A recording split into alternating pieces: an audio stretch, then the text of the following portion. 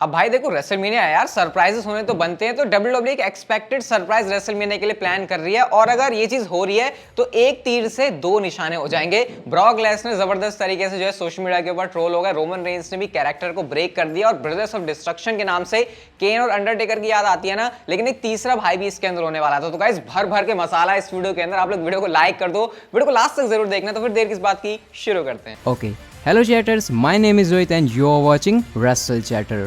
सबसे पहले गाइस हम लोग स्टार्ट करते हैं मंडे नाइट रॉ की व्यूअरशिप के साथ में। और हर बार जैसे मुझे बताना पड़ता है, रॉ की व्यूअरशिप डाउन हो गई है। तो इस हफ्ते भी जो रॉ की व्यूअरशिप है वो डाउन हो गई। लास्ट वीक रॉ को व्यूअरशिप मिली थी 1.775 मिलियन व्यूअर्स, लेकिन ये 4-5% जो है इस हफ्ते घट गई, और रॉ को व्यूअरशिप मिली है 1.700 मिलियन व्यूअर्स। इस हफ्ते का रॉ का एपिसोड में ये कह सकता हूँ कि कुछ बहुत ज़्यादा अच्छा भी नहीं था। मतलब अभी हाल फिलहाल में जैसे रॉ के एपिसोड चल रहे थे ना, उस हिसाब से नहीं था, तो रेटिंग्स नीचे आ गई। खैर वो तो आपको पता ही है कि रेटिंग्स और शो कैसा, उसका ज़्यादा कोई मेल तो बैठता नहीं, क्योंकि रेटिंग्स कभी कुछ आ रही होती है, शो बहुत अच्छा होता है, फिर कभी शो बेकार होता है तो उसकी भी रेटिंग्स ऊपर आ रही होती है। बट रेसलमेनिया के टाइम पे भी भाई 2 मिलियन से ऊपर नहीं जा रही मंडे नाइट रॉ। ओवरऑल ये थोड़ा सा निराश होने वाली बात है विंस मैकमैन के लिए। नेक्स्ट स्टोरी की तरफ गाइस हम लोग चलते हैं और बिगी के बारे में बात करते हैं। भाई बिगी के बारे में काफी अच्छी बातें सुनने को हमको मिल रही हैं। एक तो सबसे पहले अच्छी बात ये हुई कि भाई नेक ब्रेक होने के बाद भी उनको सर्जरी की जरूरत नहीं पड़ रही, ये काफी अच्छी बात है। उनका जो है ऐसे ट्रीटमेंट वगैरह हो जाएगा। जो है उनकी वो मतलब जो उनका फ्रैक्चर है सिर्फ वो हुआ है, कुछ ऐसे वो हिला इधर उधर का मामला नहीं है, तो वो काफी अच्छी बात है। तो गाइस बिगी ने रिस्पॉन्ड करते हुए ट्विटर अकाउंट के ऊपर ये लिखा, जब उनको एंड्रे स्मिथ, अब मुझे एक्चुअल में नहीं पता ये कौन है, वेरीफाइड है, तो मैं उम्मीद कर रहा हूँ कि मैं ऐसा मान रहा हूँ कि हाँ कोई बड़ा नाम ही होगा, बट आपको पता है तो बता देना। तो उन्होंने यहाँ पर ये कहा कि उन्होंने भी स्पीड रिकवरी के लिए उनको कहा, और क्योंकि वो भी बर्मिंघम से बिलोंग करते हैं तो उन्होंने पूछा कि अगर मेरी कोई मदद की जरूरत हो। तो यहाँ पर बिगी ये लिख रहे हैं कि भाई मैं अप्रिशिएट करता हूँ तुम्हें, लेकिन अब मैं अपने होम टाउन में हूँ, लेकिन बर्मिंघम ने मेरी काफ़ी जो है ऐसे मेरी केयर करी। तो मतलब बिगी सही सलामत अब घर पर है और रिकवर कर रहे हैं, और बंदा जब घर पर पहुंच जाता है तो फिर ऐसा लगता है ना कि हाँ अब उसकी हालत सही है और वो बहुत जल्दी रिकवर करके आ जाएगा। वैसे एक्सपेक्टेड टाइम शायद हो सकता है 8 से 12 हफ्तों का हो, अभी ये कंफर्म नहीं है, बट हाँ ये लाइफ थ्रेटनिंग इंजरी बन सकती थी बिगी की, करियर थ्रेटनिंग इंजरी भी बन सकती थी, कुछ भी आप लोग इसे कह सकते हो। बट सब कुछ अच्छा रहा भाई, और अच्छे इंसानों के साथ वैसे भी अच्छा ही होता है। नेक्स्ट स्टोरी की तरफ गाइस हम लोग चलते हैं और बात करते हैं कमांडर अजीज के बारे में। अब ओमस और कमांडर अजीज का हम लोगों ने मैच देखा। मैंने आपसे कहा था कि रॉ पर ही मैच हो रहा है, तो बहुत सारे लोगों को लगा था कि भाई साहब ये मैच तो इतना बड़ा है ना, ये मैच तो रेसलमेनिया के अंदर होना चाहिए, बट वो चीज हुई नहीं। अब देखो रिपोर्ट्स ये हैं कि कमांडर अजीज को अब डब्ल्यूडब्ल्यूई कोई ऐसे पुश के तौर पर सुपरस्टार देखती नहीं है, अकॉर्डिंग टू डेव मेल्टजर। शायद डब्ल्यूडब्ल्यूई ने उस टाइम तक इस चीज को ऐसे देखा था कि भैया कमांडर अजीज एक बड़ा बंदा है, बट जैसे ही ओमस गेम के अंदर है तो आपको पता है ना विंस मैकमैन हमेशा एक बंदे के ऊपर हाथ रखते हैं, और अगर उनके लिए कोई मॉन्स्टर की डेफिनेशन है तो फिर वो किसी एक बंदे के ऊपर पूरा ही अपना सब कुछ उल्टा देते हैं, जैसे कि हम लोगों ने ब्रॉन स्ट्रोमैन के साथ देखा था। और कहीं ना कहीं ओमस के आने की वजह से ब्रॉन स्ट्रोमैन मेरे को लगता है रिलीज हुए होंगे, क्योंकि विंस मैकमैन इसी टाइप के बंदे भाई, उनको सिर्फ एक बंदे से मतलब होता है। अगर वो लंबा चौड़ा हट्टा कट्टा है तो फिर ब्रॉन स्ट्रोमैन ही उसके सामने मॉन्स्टर लगेगा। तो यही सेम हाल जो है कमांडर अजीज के साथ है, और अब डब्ल्यूडब्ल्यूई कमांडर अजीज को वो सुपरस्टार नहीं देख रही जो कि शायद उन्होंने सोचा था, और उनके पुश को लेकर डब्ल्यूडब्ल्यूई कुछ प्लान नहीं कर रही, और इसीलिए उनको जो है डिस्ट्रॉय कर दिया ओमस ने। वैसे मेल्टजर ने रिसेंटली काफी सारे सुपरस्टार्स के बारे में कहा है कि जैसे फिन बैलर के बारे में कि भैया अब उनको नहीं मिलने वाला पुश, लेकिन उनके साथ तो हम लोगों ने कुछ अलग ही कहानी देखी। तो अगर ये कह सकते हैं कि हमें डेव मेल्टजर की बात अगर जो वो कहते हैं वो नहीं होते, तो फिर कमांडर अजीज भी आपको पुश होते हुए दिखाई दे सकते हैं। बट फिलहाल के लिए डेव मेल्टजर की रिपोर्ट यह है कि ओमस जो है डब्ल्यूडब्ल्यूई के अंदर सिर्फ एकमात्र जायंट है विंस मैकमैन की नजर में। कमांडर अजीज को उन्होंने जो है साइड लगा दिया हुआ है। नेक्स्ट स्टोरी की तरफ गाइस हम लोग चलते हैं और बात करते हैं रेसलमेनिया के उस सरप्राइज रिटर्न के बारे में। अब गाइस हम लोग काफी सारी बातें सुन रहे हैं कोडी रोड्स के बारे में कि वो सेथ रॉलिन्स से लड़ेंगे, ये सारी बातें, लेकिन गाइस डेव मेल्टजर यहां पर ये बता रहे हैं कि मैंने डब्ल्यूडब्ल्यूई के अंदर ये बात सुनी है कि सेथ रॉलिन्स और कोडी रोड्स का मैच होना है रेसलमेनिया के अंदर, ये बात लॉक है। अगर डब्ल्यूडब्ल्यूई यहां से कोई प्लान में चेंज नहीं कर रही, मतलब कोडी रोड्स और सेथ रॉलिन्स का मैच रेसलमेनिया के अंदर होना ही है अकॉर्डिंग टू डेव मेल्टजर। अब मेल्टजर ने गाइस इस बात को ये कहा कि अगर डब्ल्यूडब्ल्यूई को ऐसा लगता है कि रेसलमेनिया की उनकी टिकट सेल्स सही जा रही हैं, तो डब्ल्यूडब्ल्यूई रॉ में किसी भी एपिसोड में कोडी रोड्स को नहीं लेकर आने वाली, और वो सीधा आएंगे रेसलमेनिया के अंदर, क्योंकि डब्ल्यूडब्ल्यूई जब उनको अभी जो रॉ का एपिसोड किया वहां पर नहीं लेकर आई, क्योंकि अगर लाना होता तो शायद उनको तभी ले आती रॉ के ऊपर, तो फिर शायद डब्ल्यूडब्ल्यूई का कुछ ऐसा ही प्लान है। सिमिलरली उन्होंने कहा जैसे हार्डी बॉयज नहीं आए थे रेसलमेनिया के अंदर, सबको पता था कि हार्डी बॉयज आने वाले, लेकिन डब्ल्यूडब्ल्यूई ने उसको अनाउंस नहीं किया था और आके उन्होंने उसी रात में रेसल किया था। तो ये चीज हमको कोडी रोड्स के साथ भी देखने को मिलने वाली है, ऐसा कह रहे हैं डेव मेल्टजर। ये बात तो उन्होंने कही कोडी रोड्स और सेथ रॉलिन्स का मैच तो होगा ही रेसलमेनिया के अंदर, ये बात तो उन्होंने कही है, बट हाँ इस बात को उन्होंने ऊपर थोड़ा सा डाउट किया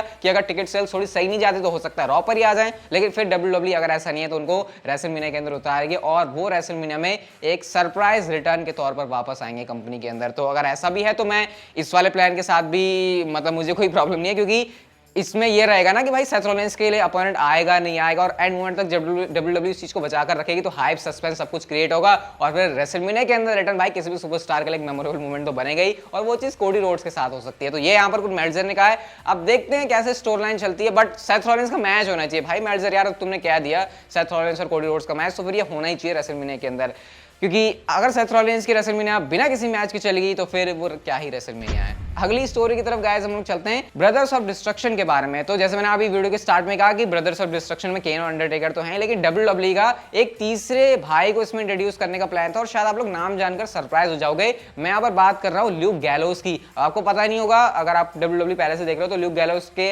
एक पहले भी डब्ल्यूडब्ल्यू के अंदर कैरेक्टर हुआ करता था, बड़ा वो येड़ा सा लगता था, फेस्टस उसका नाम था। हाँ, तो उस टाइम पर डब्ल्यूडब्ल्यू ने ये प्लान किया था कि ब्रदर्स ऑफ डिस्ट्रक्शन के अंदर एक और भाई आएगा, और वो होंगे ल्यूक गैलोस, क्योंकि उनकी हाइट वाइट काफी तगड़ी थी। डब्ल्यूडब्ल्यू को लग रहा था कि भाई ये बंदा मैच कर सकता है, और उन्होंने ये कहा कि देखो मैं उस समय सिर्फ 20 साल का था, और जब मेरे सामने बात आई तो मुझे लगा कि भाई अब तो मैं मिलीनियर बनने वाला हूं बहुत जल्दी, मैं बड़ा अमीर होने वाला हूं। लेकिन हाँ, ऑब्वियसली डब्ल्यूडब्ल्यू इस वाले प्लान के साथ गई नहीं थी। तो मतलब काफी सारी ऐसी चीजें होती है डब्ल्यूडब्ल्यू के अंदर जो कि अगर हो जाए किसी एक पॉइंट पर तो भाई कहानी पूरी ही बदल जाएगी। क्योंकि आप देखो ब्रदर्स ऑफ डिस्ट्रक्शन के अंदर अगर उस समय ल्यूक गैलोस आ जाते तो मामला कितना अलग होता। वैसे मैं सही बताऊं तो मैं चाह रहा हूं कि नहीं आया तो अच्छी बात है, क्योंकि जो केन और अंडरटेकर को एक साथ देखने में फील आती है, जो भाई वाली फील आती है, अब अगर वो स्टोरी लाइन के अंदर आते तो हो सकता था कि क्या पता फिर मैं आज कहता कि नहीं भाई 3 भाई होने चाहिए थे, लेकिन क्योंकि वो आए नहीं तो अभी ये सुनने में काफी अटपटा लग रहा है कि Luke gallows brothers of destruction के अंदर। आपके क्या थॉट्स है इसके ऊपर, आप लोग मुझे कमेंट सेक्शन में बता सकते हो। नेक्स्ट गाइस हम लोग बात करते हैं ट्राइबल चीफ रोमन रेंस के बारे में। तो रोमन रेंस ने अपने होम टाउन के अंदर जब वो लाइव इवेंट के अंदर कंपीट कर रहे थे पेंसाकोला फ्लोरिडा के अंदर, भाई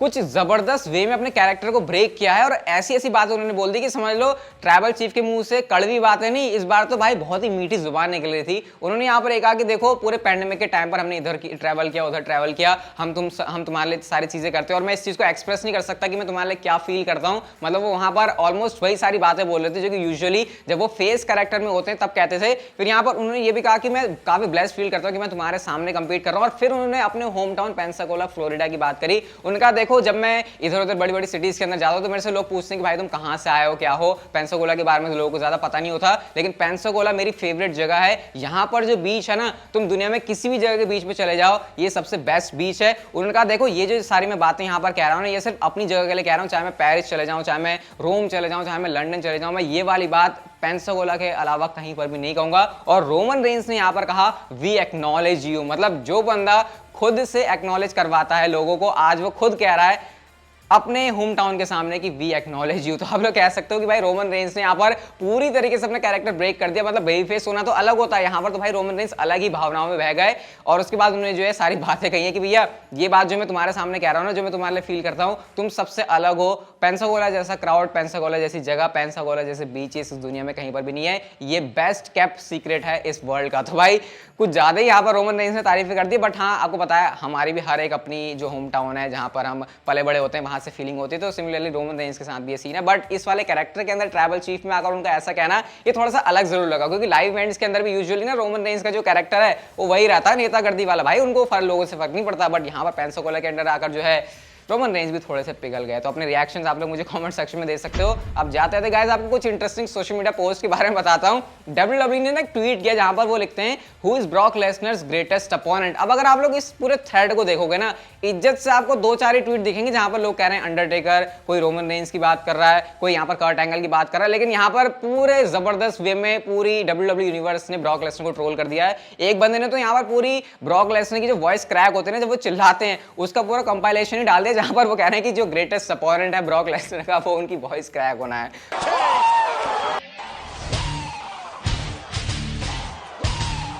मतलब अगर आप लोग इस पूरे थ्रेड को देखोगे तो पता चलेगा भाई कि डब्ल्यूडब्ल्यू ने तो क्या ही सोच के इस वाले ट्वीट को किया था, लेकिन कमेंट सेक्शन में यहाँ पर कुछ और ही मामला चल रहा है। तो इस तरीके से जब ब्रॉक लेसनर ट्रोल होगा, वैसे मैं तो ये सोच रहा हूँ अगर ब्रॉक लेसनर ये चीज देखते होंगे और वो इन बंदों को पकड़ पकड़ के देखेंगे और वो सामने आ जाए, फिर कुछ अनहोनी हो जाएगी भाई। खैर पॉल हेमन के इंस्टाग्राम पोस्ट की बात करते हैं तो उन्होंने एक स्पॉइलर दे दिया है रेसलमेनिया के लिए, और बड़ी इंटरेस्टिंग सी उन्होंने यहाँ पर कैरिकेचर को अपलोड किया हुआ है, ग्राफिक को अपलोड किया, जो कि आप लोग यहाँ पर देख सकते हो। ये मेडिसन स्क्वायर गार्डन का ही एक तरीके से बनाया हुआ है और काफी अच्छी आर्ट लग रही है यार। जहाँ पर देख सकते हो ब्रॉक लेसनर की तो भाई आगे गोल घूमी हुई है, रोमन रेंस ने दोनों चैंपियनशिप को होल्ड किया हुआ है, ऊसोस पीछे खड़े हैं, पीछे पॉल हेमन खड़े हैं, और ये है spoiler for WrestleMania Paul Heyman की तरफ से। अब ये बात है तो पॉल हेमन वैसे भी काफी टाइम से कह रहे हैं, अब एक्चुअल में क्या रोमन रेंस इस चीज को कर पाते उसके लिए तो हमको रेसलमेनिया का वेट करना पड़ेगा। लेकिन गाइस फिलहाल के लिए हमारी जो आज की वीडियो थी देखी थी, अगर आपको अच्छी लगी तो like share subscribe notification bell को ऑन कर दो please, and see you guys in my next video.